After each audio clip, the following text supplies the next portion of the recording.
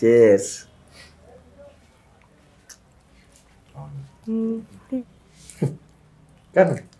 ఏమింద్రా వెళ్ళి తినండిరా, మనకి ఇప్పుడు క్రిస్మస్ కేకే కదా ఇంపార్టెంట్. తినండి. ఏమైంది చెప్పరా?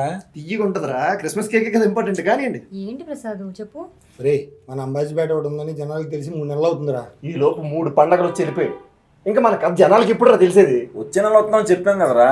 ఈ మొక్కను 3 నెలల నుంచి చెప్తున్నాం. ఈసారి ఏదో ఒకటి తేల్చేయాలరా. తెలిసిందిరా.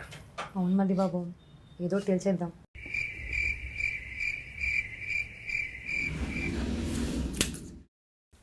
రే 1వ తారీఖున వద్దాం, మనతో కొత్త సంవత్సరం మొదలవుతుంది. ఈ హెచ్లో వద్దనేది మరి పబ్లిసిటీ ఎవడు చేస్తాడు?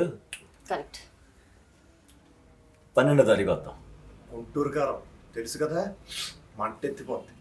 మా సూపర్ స్టార్ సినిమా, నేనే ఫస్ట్ డే వెళ్ళాలి. 13వ తారీఖు వద్దాం. ఈగలు ఉంది. దాని మీద ఎత్తే ఏగలు తొలగాల్సిందే.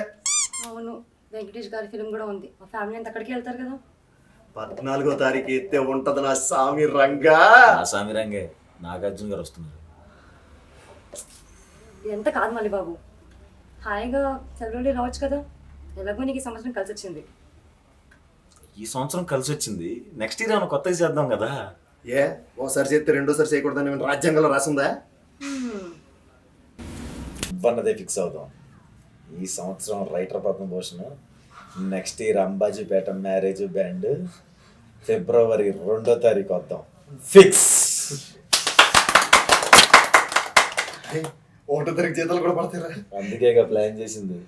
1వ తారీఖు జీతం పడుద్ది, 2వ తారీఖు మన బొమ్మ పడుద్ది. ఫిబ్రవరి 2 ఫిక్స్. ఈ లోపల డబ్బులు ఎత్తే తప్ప డబ్బులు కొట్టాలి. ఇప్పుడు కొట్టాలి. క్లాస్.